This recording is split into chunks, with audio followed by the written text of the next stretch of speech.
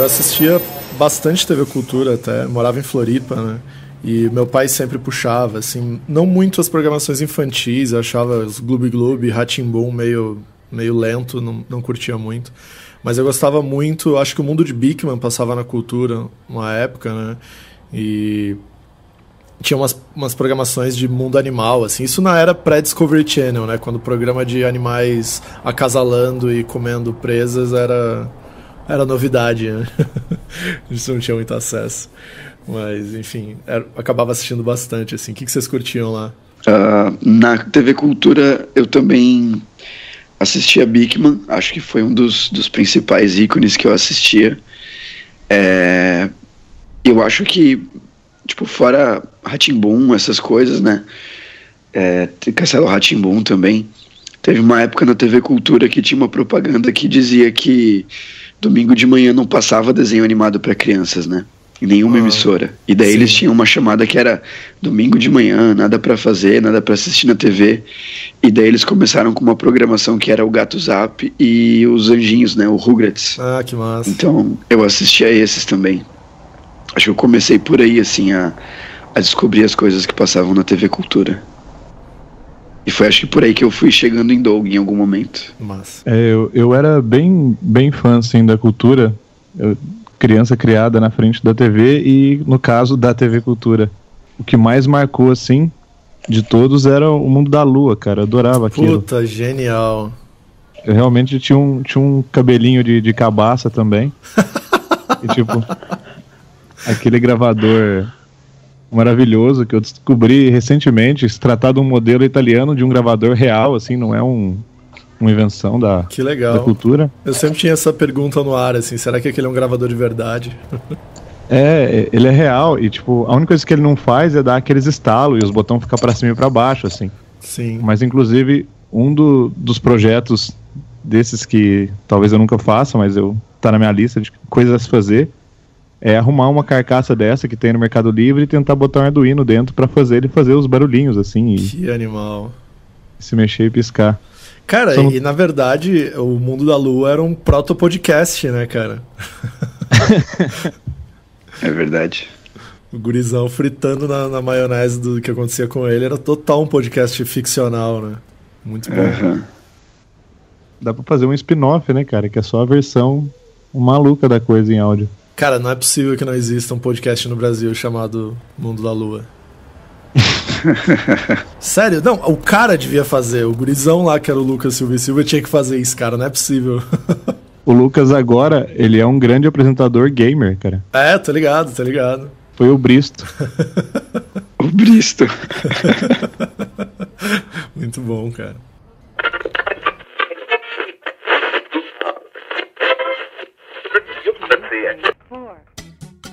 Então, pra ti que pegou o bonde andando, seja bem-vindo. Eu sou o Léo Correia e estou aqui com... Oi, eu sou o Granja e eu detesto fígado acebolado. Até escrevi uma redação sobre isso. E eu sou o Álvaro e uma voz me chama. Naquela tarde, Skipper e eu demos o primeiro passo na estrada para o estrelato do rock. Escrevemos e gravamos a nossa primeira música. Batendo numa lata, tocando pelas ruas, dedilhando o meu banjo. Uma voz me chama, uma voz me chama. Certo, a nossa primeira música.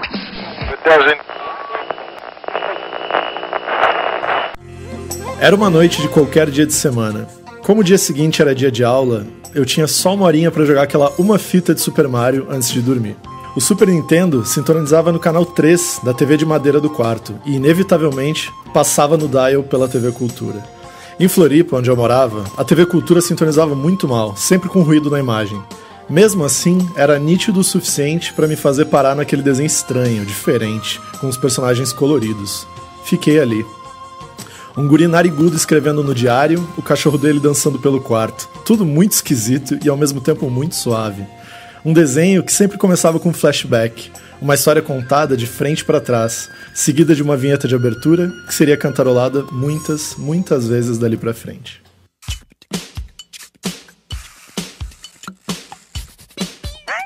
Doug Funny. Álvaro, quer fazer uma sinopse pra nós? O Doug Funny é um garoto que começa a história do desenho ao chegar em Bluffington, meio contrariado que o pai resolveu se mudar, e num estranhamento acaba no começo não curtindo assim a vida nova, até que conhece o Skeeter, que pelo que eu me lembro é o primeiro amigo dele assim, logo de cara. E pô, mas isso não é uma sinopse, né?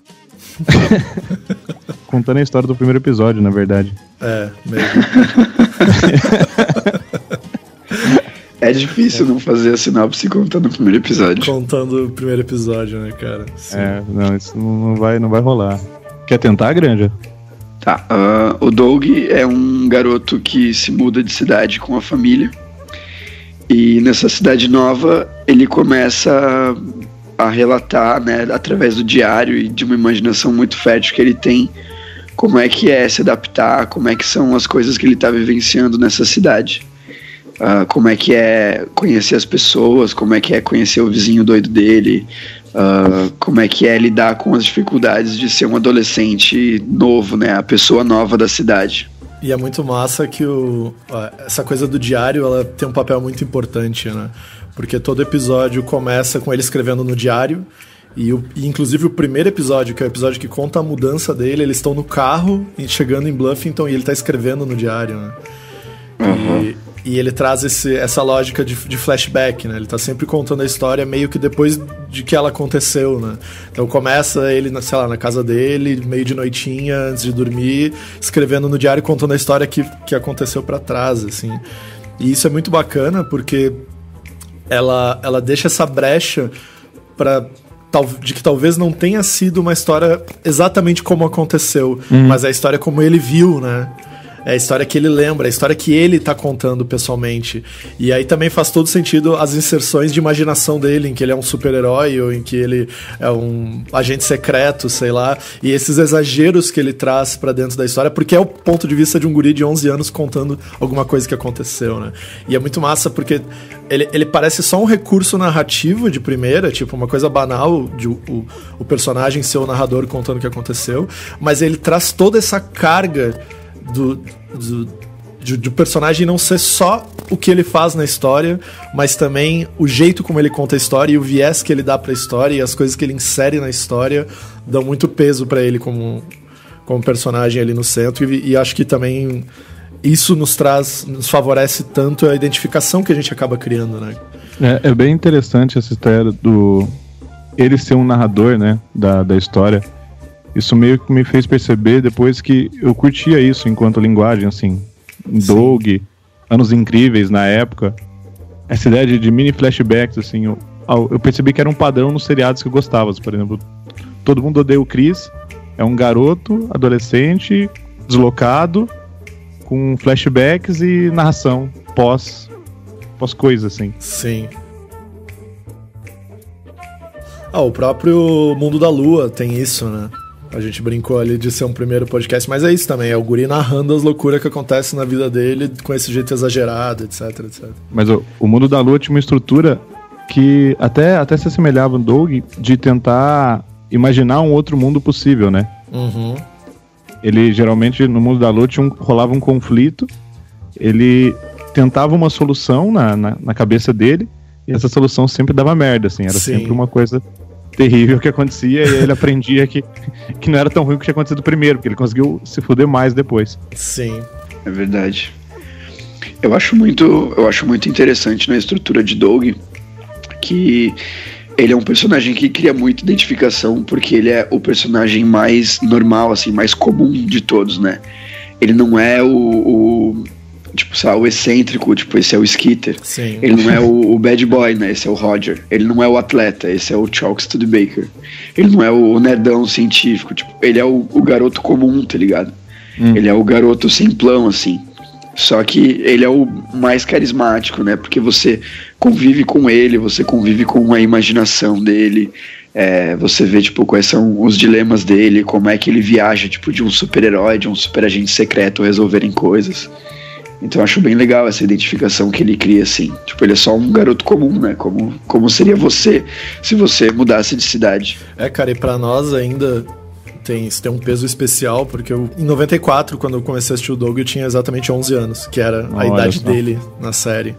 E tu cria um vínculo muito forte, porque, cara, na boa, todos os dilemas que ele trazia ali, todos não vou ser tão babaca, mas os principais, assim, que é o fato dele gostar de uma menina e ter medo de se declarar pra ela, de ele ter um amigo meio maluco, dele sofrer o bullying no colégio, dele sentir que ele não é bom em nada, assim, porque ele não é o super esportista, nem o super cientista, nem nada, são coisas muito relacionáveis, né, e eram coisas que eu vivia, porque eu tinha os bullying no colégio, eu tinha a guria que eu gostava e tinha medo de me declarar e assim por diante. Tinha uma irmã maluca também. A diferença é que a minha irmã maluca era mais nova e não mais velha, e é muito engraçado, porque nessa época ainda, a minha irmã usava o corte de cabelo igual da Judy. Isso era muito, tipo, muito... Era muito a minha vida, cara. E, tipo, a gente tem mais ou menos... Estamos aqui com nossos 30 e poucos, marromeno, e teve essa relação direta, né? De ter a mesma idade que ele, de ter vidas meio parecidas com a dele. E eu também tinha mudado de cidade, fazia 1 ano que eu tinha ido morar em Floripa. Eu nasci em Porto Alegre. Então, sabe, era muito, muito a minha vida, velho. É bem curioso também, né? Ver essa influência e atividade. Por exemplo, eu não sei o Granja, mas você é designer, né, Léo? Sim, é verdade. Eu desenhava também. Cara, eu não desenho, mas na vida adulta eu tive um diário. Olha só. Eu mantive um diário por uns 4 anos quase. Ou mais até. Parabéns, eu nunca consegui passar da 3ª página. Eu só escrevi na época do Doug. Eu tentei vários, nunca consegui engrenar. Só que o meu diário não era nada parecido com o dele, era um diário de adulto mesmo, assim. Não era aquele do diário viajando o que aconteceu no meu dia. Era, tipo, um resumo bem pontual, assim. Sim. E é massa que o Doug, ele se apresenta pro diário como se fosse mesmo uma pessoa, né? Tipo, querido diário, oi, sou eu, Doug. E aí ele começa a escrever, né? Sim, o Doug, ele tem 3 melhores amigos, né? O melhor amigo, ele fala verdade. O melhor amigo humano, que é o Skitter, o melhor amigo cachorro, que é o Costelinha, e ele tem o melhor amigo diário, né? Que ele tem uma relação muito de amizade com o diário. Total. Cara, uma coisa que me ocorreu agora, né? No primeiro episódio, quando ele tá no carro chegando em Bluff, então ele fala: querido diário, não sei o que, eu tinha uma vida perfeita. Até que o meu pai veio e falou as 2 palavras mais botam terror no garoto. Vamos mudar. E me ocorreu agora, né? Tipo, se ele tinha uma vida perfeita antes, quem será que era o melhor amigo humano dele na vida perfeita? Quem será que era o crush dele, né? Quem será que era o crush? Podia não ter, né? Porque às vezes o cara era mais novo e tal. Não existia, não se preocupava com isso. Né? Exato. Muito bom. Paty é o picles da minha salada, Paty é o açúcar do meu chá, você é o molho do meu cachorro quente, Paty, você é a minha maionese. Essa coisa do crush é engraçado porque o Doug, claramente, ele é um alter ego do Jim Jinx, né? Que é o criador dele. Ele já falou isso várias vezes e tal. E tem várias relações, tipo, a professora dele, a senhora Wingle, era uma professora que o Jim Jinx teve, ele tinha bizarramente, a Judy é baseada numa ex-namorada dele, sei lá por quê, mas que era meio artista loucona, assim, que nem a Judy e tal. Mas sobre a Paty, cara, é engraçado porque a Paty existiu também, ela também foi um crush do Jim Jinx, e tem uma parada muito foda, assim, que ele reencontrou ela mais velha, né? Eles acabaram não ficando juntos, e ele reencontrou ela já adulto. E diz que um dia ele tava, tipo... até vou ler aqui a citação dele, porque é muito foda, assim, muito punch. Vou ler inteira. Abre aspas. Eu recebi uma ligação e era a Paty, a verdadeira Paty. E ela disse que estava numa reunião de antigos colegas de turma e eu não. E eu fico meio... eu estava trabalhando. E ela disse que descobriu que eu vivia em Nova York, e no fim das contas morávamos em lados opostos do Central Park. Ela me diz, por que você não vem jantar? E eu aceito. De repente, estou num episódio de Doug. O que eu uso? Como ela vai estar? E eu sigo para o apartamento dela nervoso e ansioso. Ela me atende e me abraça. Ela é perfeita, linda demais. Me sinto como se Doug e Paty estivessem se encontrado 10 anos depois. Isso é maravilhoso, não? Ela se vira e me diz, eu quero que conheça o meu marido. Essa é a história que ele contou, tipo, muito foda. Primeiro por ele estar num episódio de Doug e porque isso é muito fodamente o que seria o Doug no futuro. Tipo, eu não imagino o Doug e a Patty ficando juntos. Cara, não, cara, é aquele primeiro amor, aquele crush que fica pra trás e aí tu reencontra e tipo, esse aqui é o meu marido, sabe? Foda, né? Alta fidelidade, hein? Cara, e eu tô aqui todo arrepiado porque exatamente... Especialmente a história nunca aconteceu comigo, até porque eu não dou a mínima pros meus crushes de 11, 12 anos.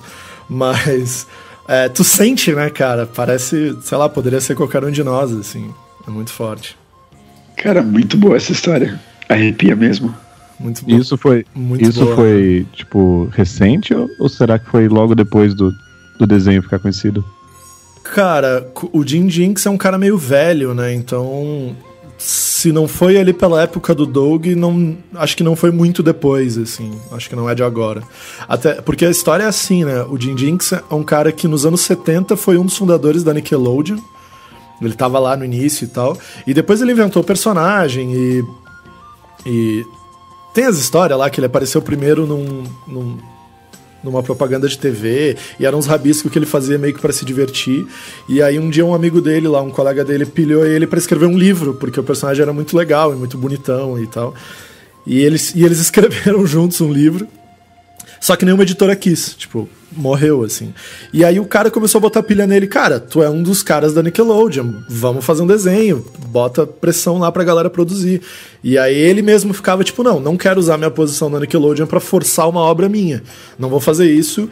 E tipo assim, a coisa foi pra gaveta. Aí um dia uma executiva da Nickelodeon topou com esse livro meio aleatoriamente, viu e ela pilhou ele, tipo, não, cara, vamos fazer, peraí, pega e vamos fazer e tal. E aí ele topou, ele fundou a Jumbo Pictures, né, que foi o estúdio que produziu o desenho, que era dele, ele era dono. E nessa época ele foi morar em Nova York. Antes ele não morava, né, acho que ele ficava em Los Angeles. E aí ele foi morar em Nova York pra produzir o desenho lá, e provavelmente essa história deve ser dessa época, né. Dele, tipo, ter ido morar em Nova York, descobriu que a Patty também morava lá, etc.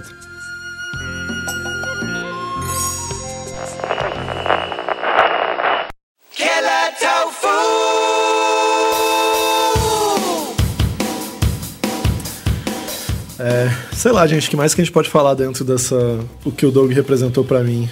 Tipo, como é que foi a experiência de vocês com isso?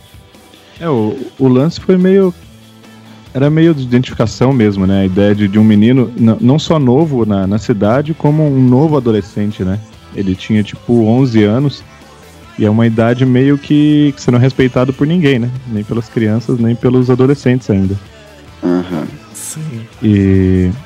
Então acho que era meio natural, assim. Até por ser simples, né? Até por personagem, como o Grande tinha falado, de não ter essa característica muito marcante por ponto nenhum, ele se coloca neutro, né? Na história. Ele se coloca... É fácil se colocar no lugar dele mesmo. Uma coisa interessante que eu achava era a influência direta, assim, por exemplo, o fato de tentar escrever um diário, de querer tocar um banjo, apesar de nunca ter visto um banjo na vida até então. E ter uma banda, né? Eu acho que o lance da idade do Doug ele é muito relevante, né? Porque é exatamente aquele momento, aquela pré-adolescência da descoberta, né? Tipo, de tu ter os teus gostos e começar a ter as tuas crises. Porque quando tu é criança, tu não tem crise, tu vai no fluxo, né? E esse momento de pré-adolescência é quando tu começa a se chocar com esses problemas de... Putz, eu tenho uma personalidade, eu tenho os meus amigos, que não foram os meus pais que escolheram, tenho meu crushzinho e... Enfim. Então a idade, ela representa um ponto importante nessa história. E é muito massa isso, porque, de novo, não é contar a história de um garoto de 11 anos. É ouvir um garoto de 11 anos contando a própria história. Né?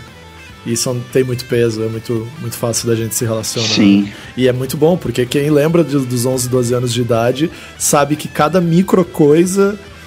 Coisas que hoje a gente como adulto olha e fala, cara, isso é ridículo, isso daria pra resolver com uma frase, com uma conversa, com qualquer coisa. Pra ele vira um monstro, né? Vira um dinossauro, vira uma coisa super exagerada, né? Agora é o momento que você coloca o dinossauro. Exatamente, foi de propósito. Eu percebi.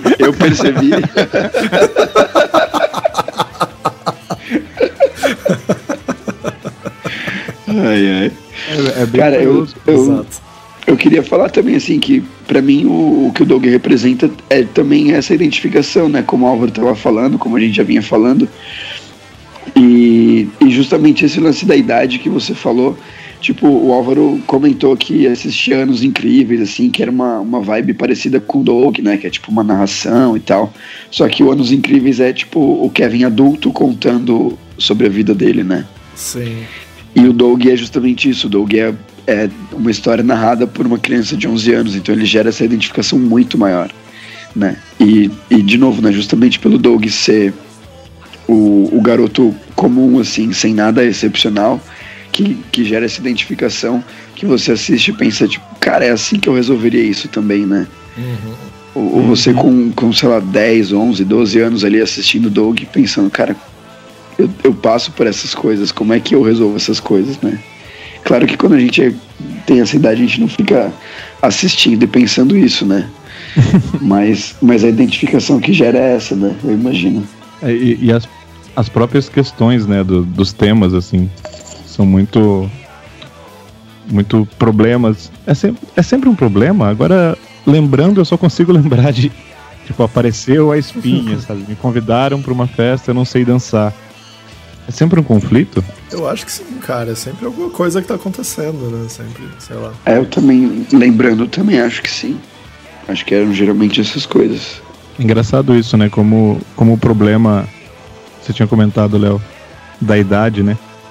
Você olhar 5 anos depois o seu principal problema da geração anterior e falar, mas que bobagem. Sempre eu fico me questionando se isso vai continuar acontecendo, sabe? Se com 50 anos eu vou olhar e falar, porra, que trouxa. Sim.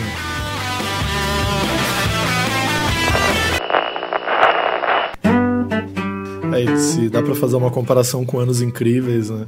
O Anos Incríveis, ele tem um público certo, assim, né? Ele tem um alvo. E esse alvo não era a gente na época que ele passava. A gente acabava assistindo. Tipo, eu assistia Anos Incríveis, só que aí que tá, eu assistia com o meu pai. E o meu pai era o público, sabe? Porque ele era ele era a série final dos anos 80 ali, acho que começo dos 90, foi por ali, que falava com o cara que tinha a idade do Kevin Arnold adulto, e não do Kevin Arnold criança. Porque ele era um flashback dos anos 70, né? Acho que final de 60, começo de 70. E ele tem esse apelo nostálgico, né? Sei lá, como se hoje produzissem um desenho como o Doug pra pegar a gente, né? Então tem essa diferença. O Doug, na época, ele falava com o público direto, ele não era nostálgico. Pelo contrário, hoje a gente olha com muita nostalgia e, cara, bem recentemente, assim, eu baixei todos os episódios e comecei a assistir e tal. E assim, é nostalgia na veia pra um cara de 30 anos, né? Mas na época não era. Na época era o dia a dia, na época era a vida atual, eram os problemas daquele momento, era o videogame que saiu e eu não tenho dinheiro pra comprar, era, sei lá, me sacanearam no colégio e eu vou pra detenção, né? Tipo, era coisas que eram da nossa vida. É o que o Granja falou, né? No caso do Doug, era ele o narrador, e já no Anos Incríveis era tipo um Capitão Nascimento, onisciente, ele tinha certeza de que aquilo era uma bobagem, né? Pro Doug, não. Sim, é verdade. E a gente tá falando aqui dessa coisa nostálgica, dessa coisa, não nostálgica, mas dessa coisa que fala com um moleque de 11, 12 anos e tal. Mas ao mesmo tempo, o Doug, ele tinha muitas coisas pra frente, assim, tinha muita vanguarda ali, né? O próprio Jim Jinks já falou, já vi entrevista dele falando do cuidado que ele tinha com os roteiros na época, né? Não era qualquer roteirista senta aqui e escreve qualquer coisa, porque sempre tinham valores sendo colocados, né? Então, sei lá, tipo, o próprio fato, por exemplo, de todo mundo os personagens serem coloridos em cores diferentes. E o que era esdrúxulo, porque era um amigo azul, o outro era verde, o outro era roxo, e era muito fora da nossa realidade, mas tinha ali, tipo assim, cada um era de uma cor, e isso era totalmente irrelevante pra história, sabe? Eram todos iguais, na verdade, tava todo mundo no mesmo nível. E isso, pra tu dizer, no começo dos anos 90, era uma coisa muito pra frente, né? Mesma coisa, lembra aquele episódio que eles são rejeitados do time de beisebol, e aí eles acabam fundando um time ruim e tal? Esse episódio, era um time misto, cara. Tipo, era o único time da cidade que permitia meninos e meninas jogando junto. De novo, isso no começo dos anos 90 era uma coisa muito forte, né? E eles tinham esse apelo, tinha essa pegada, assim. Cara, eu acho que um episódio pra Frentex, assim, é o que o Doug resolve um conflito, uma briga com o Roger, tipo, sem sair na porrada. Graça, agilidade e inteligência. Ai, cara. Sim. Conta aí, Granja. Não, na verdade eu tô pensando que esse nem é tão pra Frentex, assim. Porque ele, tipo... Sabe um que é muito pra Frentex, Qual? cara? Lembra do... Quando ele briga com o Larry, que é o garoto AV. Lembra desse episódio? Não. Garoto AV. O episódio é assim, eles estão no ônibus da escola, indo sei lá pra onde, e aí os guri, que são os bullies, né, o Roger e a turma dele, pegam o boné de um moleque que é o Larry, que é um guri nerdão do clube audiovisual. E aí eles estão jogando o boné de um lado pro outro, e o boné cai na mão do Doug, e o Doug levanta assim, tipo, sei lá, isso aqui é de alguém, meio distraído, meio, você acha que ele tá desenhando. E aí o Larry fica puto com ele e chama ele pra briga. E aí eles brigam no pátio, o Larry dá uma porrada nele e ele acaba devolvendo e ele vira tipo, você Doug matador, tipo, ganhou a briga na porrada e tal. E ele fica sentindo super mal com aquilo. E aí o episódio todo é ele e o Larry provocando ele, tipo, liga pra ele pelo telefone, tem um vídeo que sai não sei aonde, tipo, fica o episódio todo o Larry chamando ele pra uma segunda briga, pra uma revanche, porque ele apanhou na primeira. E aí o pai do Doug até fala, né? Tipo, se você... como é que é? Se você recorre... Como é que é? Se o garoto recorre à violência, então eu vejo um garoto que não tem mais boas ideias. Sabe? Tipo, manda uma moral dessa. Assim. E aí no fim o Doug vai enfrentar o cara, descobre que o cara nem tava chamando ele pra briga, era só os amigos dele botando pilha errada. E aí eles fazem aquela encenação dentro da sala do audiovisual. Sim. Né, tipo, ficam fazendo barulho e resolvem transmitir pela TV a briga e tal, e no fim eles ficam amigos. Assim. Sim, pode crer, lembrei agora. Verdade. E é foda, né, cara, porque trata o assunto de uma forma inteligente, tem uma lição de moral sem ser piegas, né, tipo, todos os episódios do Doug no final, como tem esse conflito, ele acaba tendo uma solução que leva pra uma lição de moral maior ou menor. Mas é sempre suave, é sempre sutil, é sempre legal, é sempre divertido, é sempre... Né? Tipo, de novo, é uma coisa que poderia ter acontecido com qualquer um de nós. Não é um adulto vindo e olhando para um problema infantil e cagando uma lição de moral, né? Tipo, ele mesmo aprende e é um aprendizado que nos convence, é um aprendizado que a gente também passou, sei lá, de alguma forma. Sim, verdade. Cara, eu tô lembrando aqui de um episódio que eu acho que é bem pra Frentex, assim, que é o da carne mágica. Você lembra desse? Sim. Que a galera detesta a carne mágica quando é isso que serve no refeitório do colégio. E daí o Doug meio que acaba liderando uma comissão pra tentar mudar o cardápio da escola e tal. E o Sr. Bone, nesse episódio, é retratado como... Na imaginação dele, como um alienígena que invadiu a Terra e tá cagando regras. Você lembra disso?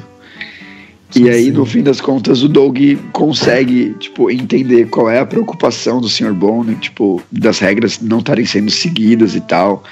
Porque sem regras tudo seria uma grande balbúrdia. E daí? Balbúrdia! Eles falam essa palavra. O Sr. Bond fala essa palavra e o Doug, no momento, percebe que ele repete essa frase do Sr. Bond e daí ele, cara, tipo, eu entendo ele. E daí ele consegue mediar todo o conflito, saca? Entre o colégio e os alunos, e daí eles conseguem mudar o cardápio, só que daí o cardápio na real não muda. A carne mágica vira carne feliz, e daí o Doug acaba carne feliz. Tipo, puta merda, tudo de novo. Sim. Verdade. Mas, cara... E é isso, né, cara? Tipo, é uma lição de... Pode falar. Exatamente. É tão pra Frentex, porque que criança que consegue mediar um conflito entre o diretor do colégio e o corpo estudantil, saca? Sim. Só que no caso era o vice-diretor, né? O vice-diretor Lamar Bone. Isso, porque o diretor nunca aparece, ele é um personagem omitido. Olha só, eu não lembrava disso, que rolava esse Simpson, assim, existe uma figura acima da autoridade. Sim. Existe, ele é o vice-diretor e isso coloca ele num ponto. Eu acho que isso é de propósito, assim, porque ele representa o poder ali, né? Ele representa a opressão, mas ao mesmo tempo ele não é o poder absoluto. Sim. Ele tá sempre com medo do que o diretor vai pensar ou vai fazer, né? Tipo, essa coisa meio poderoso, meio pau-mandado, que é muito o personagem do Lamar Bond.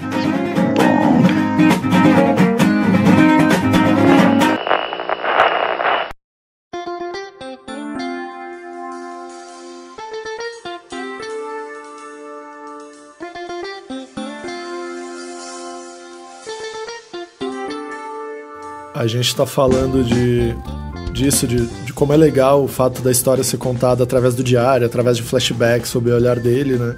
E, em 96, a Disney comprou a Jumbo Pictures e levou o Doug para uma segunda fase, né? E os personagens mudam. O Doug todos eles estão um pouco mais velhos, eles vão para uma escola diferente. O Doug tem uma irmãzinha mais nova, tem aí umas mudanças. Mas eu lembro de não ter gostado do Doug da Disney. E na época eu não entendi muito bem porquê, mas enfim, e depois mais velho, revendo, eu entendi o que faltava. E o que faltava era exatamente isso, o Doug da Disney não tinha mais o diário. Acho que até aparecia de vez em quando, mas não tava mais no foco. E as histórias não eram mais esse flashback, e tipo, perdeu todo esse caráter, sabe? Eram os mesmos personagens, com histórias mais ou menos parecidas, assim, os conflitos e tal.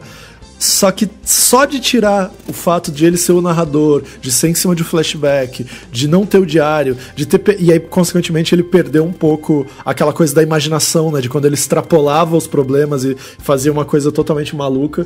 Perdeu isso. As histórias ficaram muito mais pé no chão, e aí, pra mim, tipo, blé. Perdeu a graça. O Doug da Disney, cara, o Doug de manga longa é o pica-pau de perna fina. Era bem melhor a primeira temporada, assim. Eu nunca consegui gostar da Disney. Os caras começam muito errado, né? Eles começam trocando o tema. E sai daquele beatbox maluco. Sim. Até os dubladores, né, cara? É meio bizarro, assim, mas a voz do Doug original, ela também representava, ela também tinha essa coisa da suavidade, de ser um moleque meio frágil, né? Meio quase depressivo, não sei, mas tinha uma coisa. E o Doug da Disney ficou com uma voz assim, meio radical, né? Tipo, ficou mais... o Ash. Ficou mais adolescente. Sim, exatamente. E aí, tipo, pra mim também desconectou um pouco, né? Tipo, putz, a voz era uma parte muito importante do primeiro desenho. O que mais que mudou no Doug da Disney, que vocês lembram? A roupa. Sim. O design dos personagens, quase todos mudou, né? Por exemplo, a Patty perdeu aquele vestidinho mais rodado dela, assim, e tipo, ela usava uma legging e uma camiseta lá, manga longa, e cortou o cabelo. Sim. O Doug manga longa, como o Álvaro falou.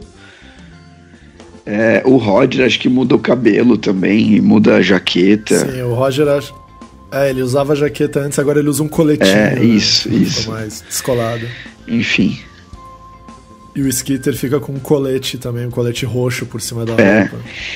Eu acho que esse negócio do Doug, assim, ele tinha até um tom meio melancólico, né? Porque ele tinha todo mundo era colorido, mas eram uns tons meio pastel, né? No desenho da Nickelodeon. E no Doug da Disney ficou aquelas cores muito vivas, muito radicais, né? Isso que você falou. É tipo, agora sou o Doug, agora eu sou radical. E tipo, mudou, tá ligado? Cara, não, isso não é Doug, tá ligado? Doug não é esse colorido agressivo que não tem nada a ver. Tipo, o Doug tinha essa suavidade, ele tinha essa leveza, assim, era diferente na Nickelodeon. Ele era muito... E tu falou bem, cara. As cores representam também, né? Aquele traço meio irregular do Jim Jinx, que dava um sentimento de incerteza, né? Não era uma coisa tão marcada, tão forte. As cores eram mais pastéis, os dubladores e tal, realmente. O Doug da Nickelodeon, o desenho dele parece que era tremido, né? Parece que o cara desenhou tremendo a mão, assim. Exato. E rolava na época, né, um ódio ao radical, assim, tipo, até o Chester Cheetos era radical. Anos 90, né, cara? Tudo era radical nos anos 90. Radical e colorido. Culpa do Sonic. Sim. Culpa do Sonic. Culpa do Sonic e da Pepsi, Tartaruga né, Ninja. cara? Tartaruga Ninja, é verdade.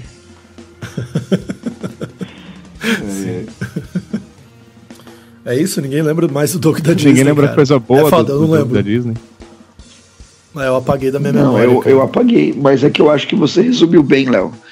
Não, eu acho que a gente resumiu bem, assim, com o lance de faltar o diário e eles mudarem o design dos personagens e as cores e mudarem a proposta toda do desenho, sabe?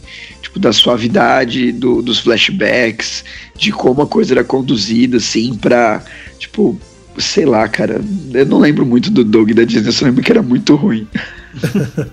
Sim. Eu só lembro que eu assisti o primeiro episódio e decidi que eu não ia assistir mais isso. E eu não fazia isso quando era criança. Eu não tinha esse discernimento quando eu era criança. Mas com o Doug eu tive. Eu acho que se lembrar na época, assim, os desenhos que a Nickelodeon produzia, e até os próprios seriados, eles estavam um pouco fora do padrão. Por exemplo, se lembrar de, acho que A Vida Moderna de Rocco, deva ser mais ou menos da mesma época. É, sim. E acho que o Rocco até ele veio um pouquinho depois, porque a Nickelodeon tinha os Nicktoons, né? E o Doug foi o primeiro, justamente. E aí logo depois veio o Rugrats e outros. Acho que o Rocco veio nessa época. E são desenhos feios, né? Esquisitos, assim. Estão muito longe do conceito Disney. Estão muito longe, principalmente naquela época, do que a Disney fazia. O Rocco mesmo que tu citou é um desenho bizarro, né? Muito, ele era muito estranho. O Rocco, eu sempre achei que ele fosse tipo um pai do Bob Esponja, assim, tipo... Ele tem isso mesmo, é verdade. Ele tá, tipo, R.E.M. Radiohead. E, tipo, o que vem depois é, tipo, Coldplay, assim, é uma merda. É o último que segura.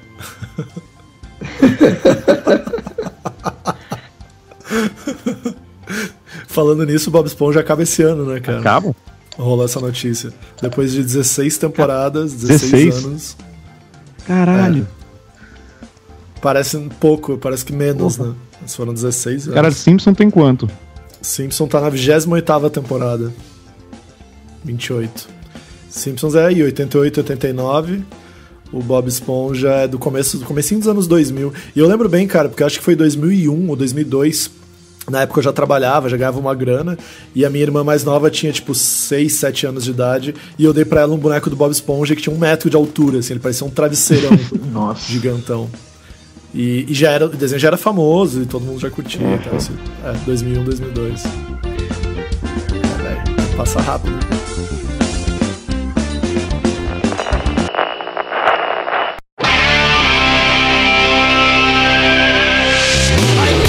É muito louco que o Doug, pensando assim na longevidade desses desenhos, a primeira temporada, que é a que conta, tem o quê? 2 anos? O Doug da Nickelodeon foram 4 temporadas, foram 4 anos. Então foi bastante. Mas passou os 4 anos no Brasil? Foi bastante.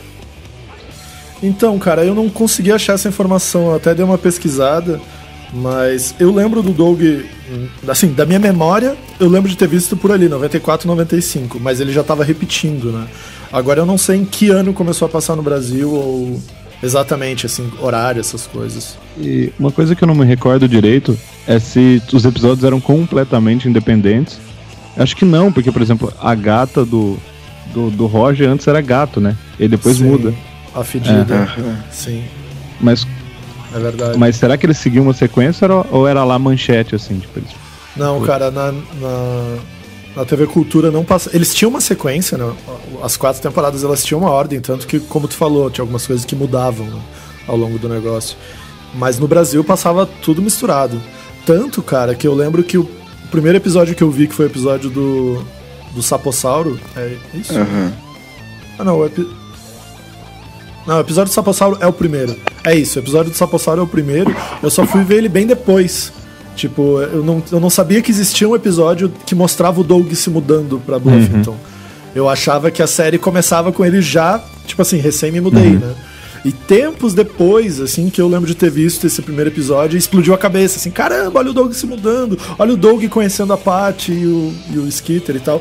Tanto que tem um episódio mais pra frente, que eu acho que é o episódio que o Skeeter vai se mudar, né? E esse episódio tem flashbacks do dia que eles conheceram, que é recortes do primeiro episódio. do Skeeter ajudando ele a fazer o pedido no Hunker Burger, dele pisando no ketchup e caindo no sapato do Roger. Tipo, mostra isso no flashback. E quando eu vi esse episódio primeiro, na minha cabeça não era um flashback de um episódio passado, era só um flashback de algo que nunca foi mostrado. E tinha essa coisa. E inclusive essa coisa do Skeeter se mudar também é algo que troca, né? Nos primeiros episódios ele tem o quarto normal lá dele e depois ele vai pra aquele quarto que é no porão, que é depois desse episódio que ele, entre aspas, se muda, né? Verdade. Deixa eu contar aqui. O Doug teve 52 episódios, sendo que dividido em 4 temporadas, sendo que cada episódio era duplo, né? Não sei se vocês lembram disso, mas era meia hora, mas sempre eram 2 episódios, geralmente. Aliás, sempre não. Teve um episódio, se eu não me engano, acho que é o especial de Halloween, que é um episódio inteiro, daí são 2 metades, né? Ele não tem assim... Mas a Cultura passava 2 episódios? Passava sempre 2 Porra, episódios. não lembrava disso. Era era meia hora, daí tinha era o intervalo exatamente, né? Então, os primeiros 15 minutos era o primeiro episódio, daí ia pro intervalo e na volta emendava o segundo direto, e daí não tinha nem a vinheta de abertura, não tinha nada, ele só lia direto. Mas é muito engraçado essa relação com o tempo, né? Recentemente eu descobri que Pink e o Cérebro era curtinho, né? Era só uma... Sim, eles eram um spin-off dos Animaniacs. Era só uma vinheta dentro dos Animaniacs, quase. Tinha 5 minutos, e na minha cabeça, se perguntasse, era um desenho. Não, mas é que o Pink e o Cérebro depois ganhou um desenho. Passava na Warner, eu lembro, não sei se passava na TV aberta, mas na Warner passava as aventuras de Pink e o Cérebro, e aí era episódio inteiro, e aí foi... Eles começaram como spin-off do Animaniacs e era bem curtinho mesmo. Eu tô vendo aqui a lista, teve esse episódio de Halloween, que foi um episódio inteiro, né, que não eram 2. Teve um especial de Natal também, que é aquele episódio que a Bibi Bluff acusa o Costelinha de ter mordido ela, lembra? E aí tem aquela história de que ela cai no gelo e daí ele vai lá e pega ela pela perna e salva ela, e ela lá não se dá conta e ela acha que ele só mordeu ela. E aí fica essa história de que ele vai ser condenado e abatido ou só preso, não lembro, mas é um episódio super pesado, na verdade, bem dramático. E aí no fim descobrem que ele na verdade salvou ela do gelo e tal. E esse é um episódio inteiro também. Eu tô vendo aqui na lista de episódios, o Doug pega um sapossauro, ele só tem ele é o episódio 1. E a partir daí todos são duplos, assim. Ah, é? Então o primeiro é também. Pode ser, né? Será que esse primeiro sapossauro, o piloto, é o sapossauro que a gente assistiu? Ou será que eles regravaram? Sim. Lá, Chaves? Então, na verdade, o que aconteceu? Eles têm um episódio piloto que nunca foi exibido, que aqui na Wikipedia, inclusive, mostra Doug perdeu a sua força. Doug e seus amigos leem sua própria história de Sansão quando ele perdeu a sua força. Esse episódio nunca apareceu, nunca foi exibido. E ele é o episódio 0, né? Ele é o piloto oficial. Mas aí o que eles chamam de piloto, que é o episódio do Sapossauro, foi isso. A Nickelodeon deu uma grana na mão do Jim Jinx. Ele fez esse episódio, ele passou na TV, e aí com a super aceitação que teve, ele já mandou mais sei lá quantos, né? Tipo, e aí começou a produção.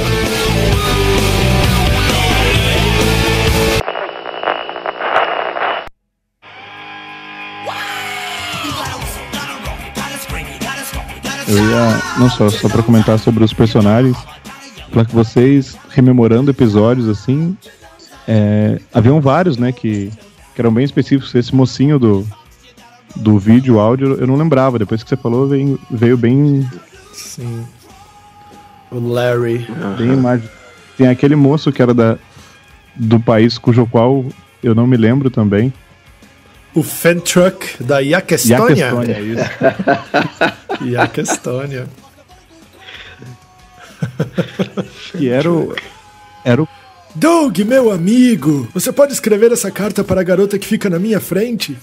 O episódio que o Fentruck vem pra Bluffington, né? E ele pede pra escrever a carta pra garota que fica na minha frente, e o Doug fica achando que é a Patty que senta na frente dele no colégio, e aí fica todo um drama, porque o Fentruck quer que ele escreva em inglês a carta que ele acha que é pra Patty, né? E aí no final ele descobre que a garota que fica na minha frente é a irmã mais velha do Fentruck.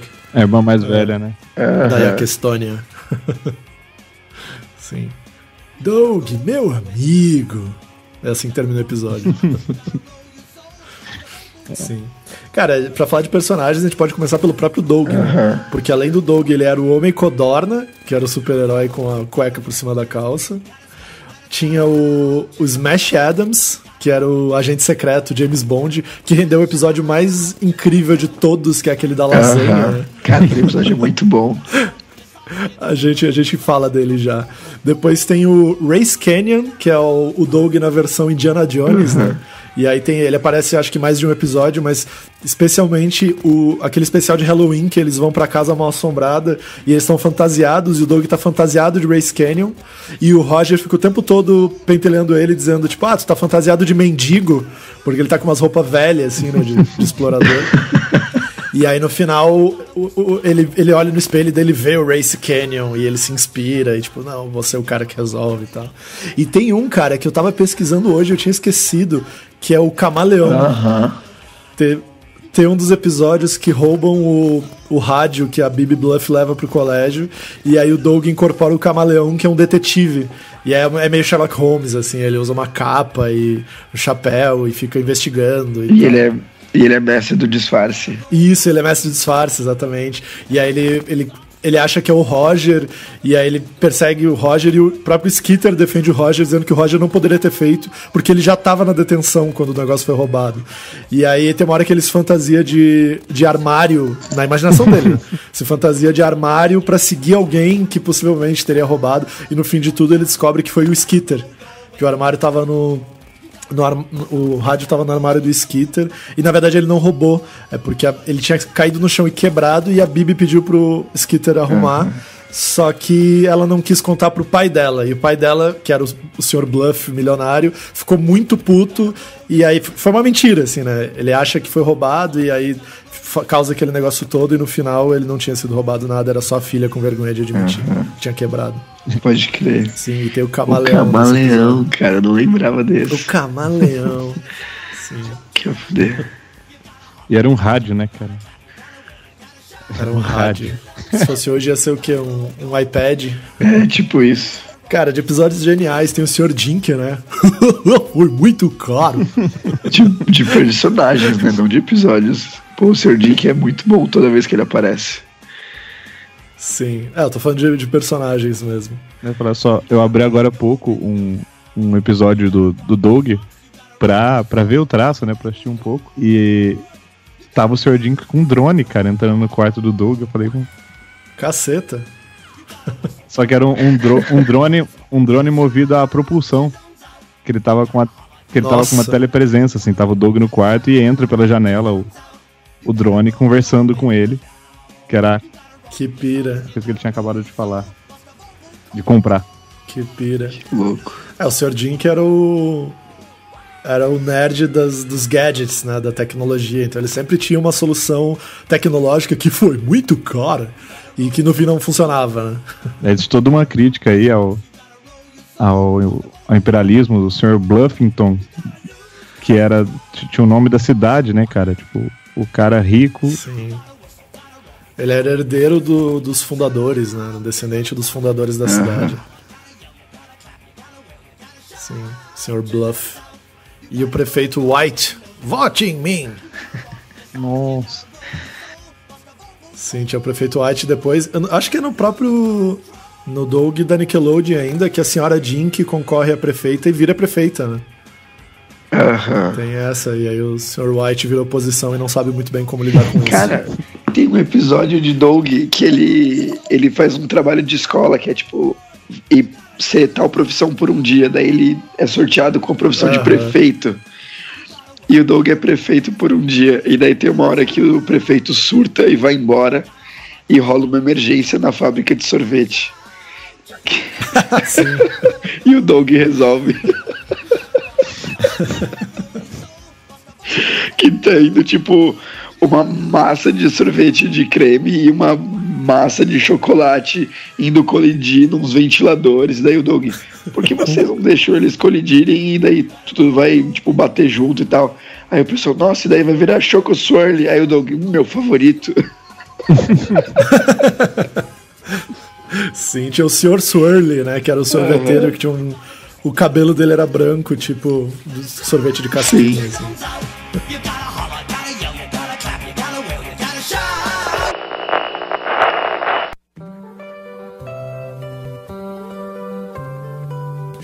Se vocês tivessem que indicar um episódio pra alguém que nunca viu Doug, e, tipo assim, de todos os episódios, se tivesse que ver um que seja esse, qual seria? Eu gosto muito do episódio da lasanha, mas eu não sei se seria esse que eu indicaria pra alguém que nunca viu Doug. Aproveita, Granja, como é que é o episódio da lasanha? Tá, o episódio da lasanha, a Judy tem um namorado novo, que é do meio das artes, que nem ela, só que ela morre de vergonha da família, porque a família é toda comum, é toda simplória. E daí ela vai apresentar o namorado pra família, e ela escreve um roteiro pra família encenar um jantar com o namorado, e ela cria personagens pra cada um. E daí na hora que ela dá a roupa pro Doug, o Doug olha e fala: nossa, que legal, eu sou um agente secreto. Aí ela fala: não, você é um mordomo. Aí o Doug fica puto que a irmã não respeita ele e tal, e acha que ele é tipo um mordomo. E ele decide que ele vai interpretar um mordomo, que na verdade é um agente secreto disfarçado de mordomo da família.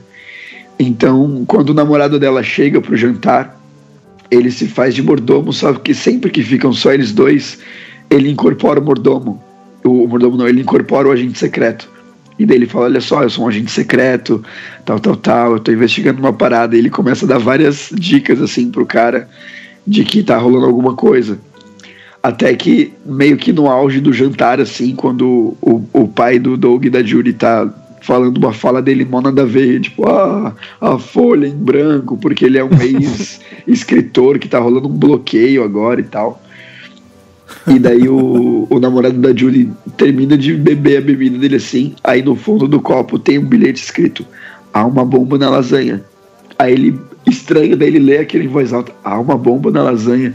O Doug aparece despontando assim na porta: há uma bomba na lasanha. E ele se joga na lasanha que tá na mesa. Voa lasanha em todo mundo. E daí com isso ele arruína o esquema da Judy. Só que daí isso também faz com que a coisa se resolva, né?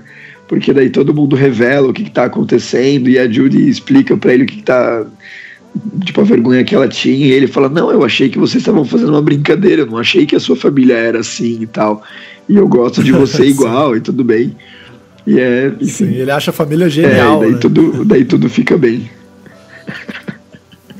Cara, mas o cara pula na lasanha no jantar de família, fala sério. Sim. Eu lembro muito de 2 episódios, que era um que ele gravava uma música pra Patty, né? Uma música muito boa, aliás, numa espécie de mini estúdio. Acho que não há um paralelo aqui no Brasil, mas ele entrava em cabines pra poder gravar demos. Sim, ele grava em vídeo, né? Uhum. E o outro episódio, também musical, era o da banda, né? Que ele cria com o Skitter. E a banda vai crescendo e rola um tráfico de influência, assim. Eles vão aceitando pessoas para poder conseguir facilidades. E no final eles parecem, sei lá, o We Are The World, assim. Tá, tipo, metade da cidade é da banda. Depois do 7º solo de bateria... Uhum. E ele sai, amor. São os episódios mais vivos na minha memória, assim. Legal. Eu acho que como o Doug era sempre 2 episódios de cada vez, então a gente pode indicar 2 episódios. Pode crer. Cara, eu sei qual episódio eu indicaria. O do Fígado Acebolado. Ah, muito bom. Porque naquele episódio, o Doug, ele tem um dilema e ele busca muitas pessoas importantes da vida dele pra ajudar a resolver. Ele busca inclusive a irmã, que é uma pessoa que ele raramente confia em ajudar ele, assim. Ele busca a ajuda dela. Ele busca a ajuda do Sr. Dink e tal, mas enfim. Bom, foi 2 de comida e 2 de música. E agora, Léo? Tá, eu acho que... não necessariamente são os meus episódios preferidos, mas acho que eu indicaria como episódios que tem muito a essência do Doug e pra alguém que nunca viu deveria ver.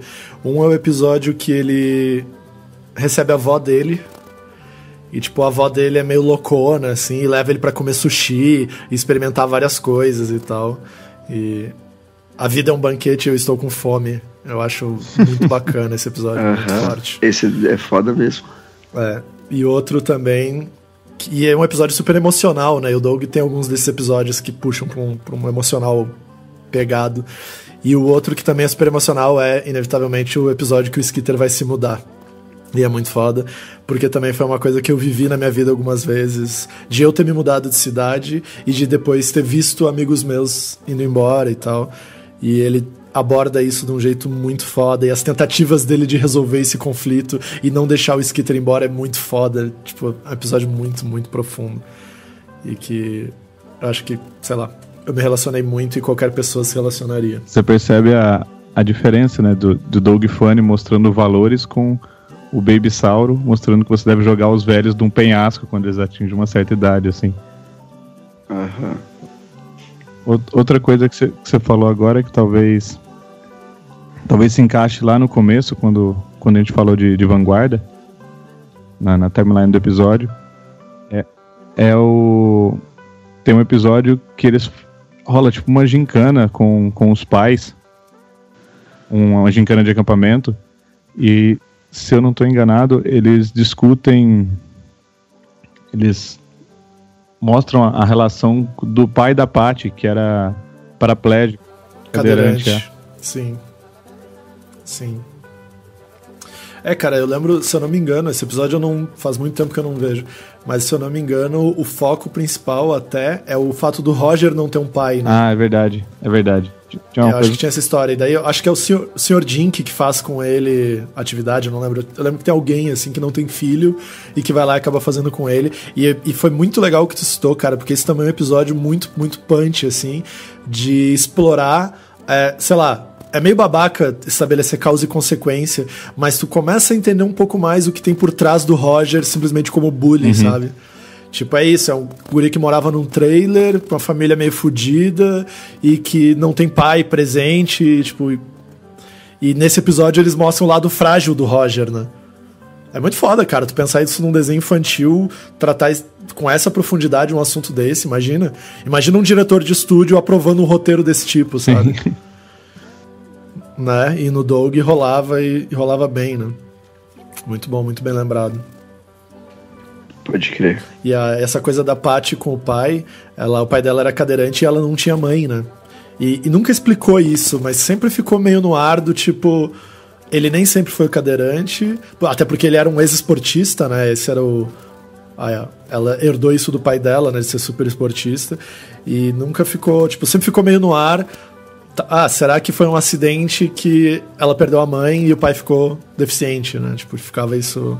E ele, apesar de cadeirante, era um cara extremamente ativo e fazia mil coisas, né, ele não se deixava abalar, eles não tratavam a deficiência dele como algo triste. Pelo contrário, ele era um cara animadaço, né? Pilhadaço. E agora, falando também, eu acho que foi até naquele episódio que você comentou do time de beisebol, que eles discutem um pouco essa relação da Patty não poder, por ser menina, ser boa em esportes, né? Sim, de não poder competir nas categorias principais porque elas eram todas masculinas, né? Cara, se bobear, o Doug foi uma inspiração pra ser designer também, né? Porque tem o episódio da vocação lá, eles fazem um teste vocacional, eu acho. E aí tem que montar tipo uma empresa júnior, e aí troca o teste dele do Chalk, e o Chalk é o líder certo, e ele vai virar o chefe do negócio, e o Doug, que é o cara que desenha, seria o designer, e eles invertem, né? E aí tipo fica o Doug sem saber ser líder, e o Chalk desenhando uns negócios muito toscos, até que ele se dá conta e destroca. Nossa, os desenhos do Chalk eram muito nada a ver. Cara, e o Doug curtia a Patty, né? Só que quem deu o primeiro beijo nele não foi a Patty. Vocês lembram quem foi? Foi a Bibi. Né? Bibi Bluff. Que ela gosta do Skeeter, né? E aí ela manda as cartinhas e ela acha que as cartinhas estão indo pro Skeeter, mas na verdade ela tá mandando as cartinhas de admiradora secreta pro Doug. E aí fica toda essa loucura no episódio de ele, meu Deus, ela gosta de mim, será que é ela? Quem será? E, tipo, ele não sabe quem é. E ele no começo ele fica querendo que fosse a Patty, né? Mas aí ele descobre que não era, e no fim a Bibi fica meio decepcionada que foi ele, assim, que era ele, não o Skeeter, e dá um beijo dele meio que de amizade. Né? Bibi Bluff. E veja só, hoje eu estou casado com uma Bibi. O Doug me inspirou mesmo.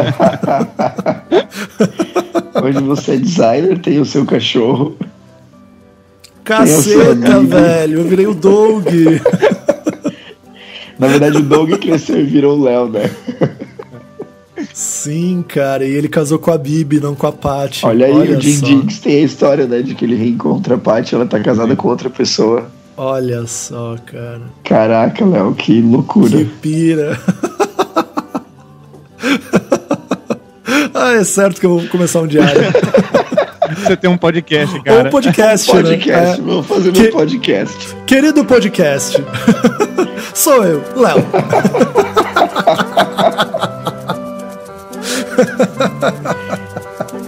Muito boa.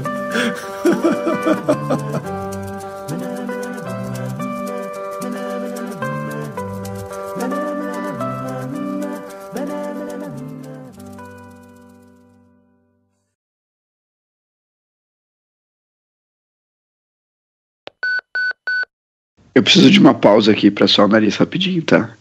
Tipo, vocês Tá não bom. precisam ouvir nem nada, só que eu vou me ausentar aqui, que eu vou tirar o fone até da orelha. Tá bom. A gente Beleza. espera.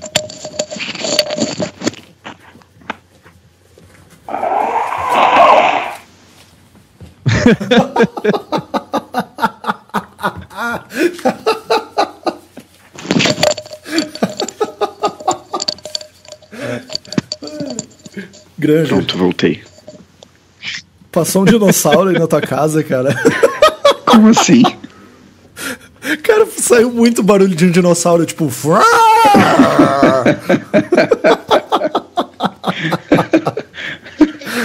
Ai, que genial. Esse cara. barulho tá gravado, né? Usa aí pra edição. Tá gravado, vai virar a trilha sonora do episódio. Toda vez que a gente falar de dinossauro, eu ponho esse barulho. Isso. Eu fiquei curioso, né? Porque eu Verdade. não escuto esse barulho. Sim. Eu vou, certo que eu vou botar no pós-créditos lá depois. Ai, ai. Muito bom. Especialmente na fenda do biquíni. Ninguém vai saber se foi você que gravou isso ou se foi uma inserção, cara. Não é uma inserção. Eu não sei. Eu tô aqui gravando com o Léo, que é o meu amigo bolha. Bob Esponja dando o parecer dele sobre Doug. Doug é legal, mas ele era muito triste.